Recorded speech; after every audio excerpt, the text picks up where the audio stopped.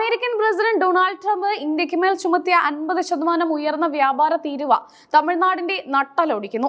സംസ്ഥാനത്തെ കയറ്റുമതി മേഖല നേരിടുന്ന സമാനതകളില്ലാത്ത പ്രതിസന്ധിയിൽ അടിയന്തരമായി ഇടപെടണമെന്ന് ആവശ്യപ്പെട്ട് മുഖ്യമന്ത്രി MK സ്റ്റാലിൻ പ്രധാനമന്ത്രി നരേന്ദ്രമോദിക്ക് കത്തയച്ചു.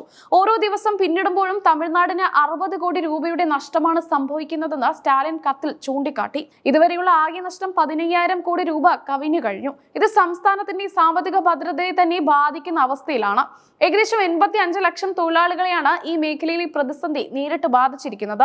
ഭൂരിഭാഗവും സാധാരണക്കാരായ തൊഴിലാളികളായതിനാൽ വലിയൊരു സാമൂഹിക ദുരന്തത്തിലേക്കാണ് കാര്യങ്ങൾ നീങ്ങുന്നതെന്ന് മുഖ്യമന്ത്രി ആശങ്കപ്പെട്ടു. ഇന്ത്യയുടെ മൊത്തം വസ്ത്ര കയറ്റുമതിയുടെ 28% തമിഴ്നാടിന്റെ വിഹിതമാണ്. അതിനാൽ തന്നെ അമേരിക്കൻ തീരുവ ഇന്ത്യയുടെ വസ്ത്ര വ്യാപാര രംഗത്തെ തന്നെ തകർക്കുന്ന ഒന്നായി മാറുകയാണ്. ലെതർ, പാദരക്ഷ നിർമ്മാണ മേഖലകളിൽ തമിഴ്നാടിന്റെ പങ്കാളിത്തം 40%. ഈ മേഖലകളിൽ നിന്നുള്ള കയറ്റുമതി നിലയ്ക്കുന്നത് വിദേശ നാണയ ശേഖരത്തിലും വലിയ കുറവുണ്ടാകും. തിരുപ്പൂർ, കോയമ്പത്തൂർ, ഈറോഡ്, കരൂർ തുടങ്ങിയ വ്യവസായിക ഹബ്ബുകളാണ് ഇപ്പോൾ നിശ്ചലമായിരിക്കുന്നത്. ഇവിടങ്ങളിലെ ഉൽപാദന യൂണിറ്റുകൾ പ്രവർത്തനം പകുതിയായോ പൂർണ്ണമായോ നിർത്തിവെക്കേണ്ട സാഹചര്യത്തിലാണ്. വസ്ത്ര തലസ്ഥാനം എന്നറിയപ്പെടുന്ന തിരുപ്പൂരിന് മാത്രം തീരുവ വർധനവ് മൂലം 15,000 കോടി രൂപയുടെ വിദേശ ഓർഡറുകൾ നഷ്ടപ്പെട്ടതായി സ്റ്റാലിൻ വ്യക്തമാക്കി. തിരുപ്പൂരിലേക്ക് മൊത്തം ഉൽപാദനത്തിൽ ഇതിനോടകം 30% കുറവ് രേഖപ്പെടുത്തി കഴിഞ്ഞു. വരും ദിവസങ്ങളിൽ ഇത് ഇനിയും വർദ്ധിക്കാനാണ് സാധ്യതയെന്ന് വ്യവസായിക സംഘടനകൾ മുന്നറിയിപ്പ് നൽകുന്നു. വെല്ലൂർ, റാണിപ്പേട്ട്, തിരുപ്പത്തൂർ ജില്ലകളിലെ ചെരുപ്പ് നിർമ്മാതാക്കളും കടുത്ത ദുരിതത്തിലാണ്. അമേരിക്കയിലേക്ക് വൻതോതിൽ കയറ്റുമതി ചെയ്തിരുന്ന ഈ മേഖലയിലെ ചെറുകിട യൂണിറ്റുകൾ അടച്ചുപൂട്ടലിന്റെ വക്കിലാണ്.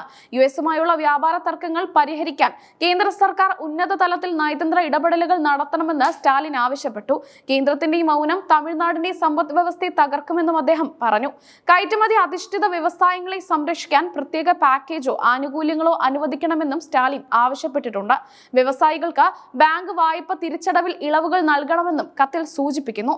സ്റ്റാലിന്റെ ഈ നീക്കത്തിന് തമിഴ്നാട്ടിൽ കൃത്യമായ രാഷ്ട്രീയ ലക്ഷ്യങ്ങളുമുണ്ട്. വ്യവസായ ഹബ്ബുകളായ പടിഞ്ഞാറൻ തമിഴ്നാട് പ്രതിപക്ഷമായ AIADMKയുടെ കോട്ടകളായാണ് അറിയപ്പെടുന്നത്. ഈ മേഖലയിലെ വ്യവസായികളുടെയും തൊഴിലാളികളുടെയും പ്രശ്നങ്ങൾ ഏറ്റെടുക്കുന്നതിലൂടെ കൊങ്ങുനാട് മേഖലയിൽ DMKയുടെ സ്വാധീനം ഉറപ്പിക്കാനാണ് സ്റ്റാലിൻ ലക്ഷ്യമിടുന്നത്.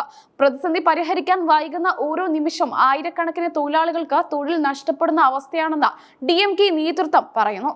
ഇത് സർക്കാരിനെതിരെയുള്ള വികാരമായി മാറാതിരിക്കാൻ സ്റ്റാലിൻ ജാഗ്രത പാലിക്കുന്നു. വ്യവസായ മേഖലയുടെ സംരക്ഷണം ആവശ്യപ്പെട്ട DMKയുടെ നേതൃത്വത്തിൽ ശക്തമായ സമര പരിപാടികളും ആസൂത്രണം ചെയ്തിട്ടുണ്ട്. കനിമൊഴി MPയുടെ നേതൃത്വത്തിൽ വനിതാ തൊഴിലാളികളെ അണിനിരത്തി പ്രതിഷേധം സംഘടിപ്പിക്കും. കേന്ദ്ര സർക്കാരിനെതിരെയുള്ള ജനരോക്ഷം തിരിച്ചുവിടുന്നതിനൊപ്പം സംസ്ഥാന താൽപര്യം സംരക്ഷിക്കുന്ന മുഖ്യമന്ത്രി എന്ന പ്രതിച്ഛായ വർദ്ധിപ്പിക്കാനാണ് സ്റ്റാലിൻ ശ്രമിക്കുന്നത്. രാജ്യത്തെ മറ്റ് സംസ്ഥാനങ്ങളിലെ വസ്ത്രനിർമ്മാണ മേഖലകളെയും ട്രംപിന്റെ തീരുവ ബാധിക്കുന്നുണ്ടെങ്കിലും തമിഴ്നാടാണ് ഇതിന്റെ ഏറ്റവും വലിയ ഇരയായി മാറുന്നത്. അന്താരാഷ്ട്ര വിപണിയിൽ ബംഗ്ലാദേശ്, വിയറ്റ്നാം തുടങ്ങിയ രാജ്യങ്ങൾ ഇന്ത്യയുടെ വിപണി വിഹിതം കൈക്കലാക്കാൻ ശ്രമിക്കുന്ന സമയത്തുള്ള ഈ തീരുവ വർധനവ് ഇരട്ടി പ്രഹരമാണ്. പ്രധാനമന്ത്രിയുടെ മറുപടിക്കായി കാത്തിരിക്കുകയാണ് തമിഴ്നാട്. വിഷയത്തിൽ അടിയന്തര ഇടപെടൽ ഉണ്ടായില്ലെങ്കിൽ സംസ്ഥാനത്തെ വ്യവസായ മേഖല തകർച്ചയിലേക്ക് കൂപ്പുകുത്തുമെന്ന് ഉറപ്പാണ്. തൊഴിലാളി യൂണിയനുകളും വ്യവസായ ഉടമകളും ഒരുപോലെ ആശങ്കയിലായ സാഹചര്യത്തിൽ മുഖ്യമന്ത്രിയുടെ ഈ കത്ത് ഡൽഹിയിൽ എന്ത് മാറ്റം ഉണ്ടാക്കുമെന്ന് വരും ദിവസങ്ങളിൽ അറിയാം.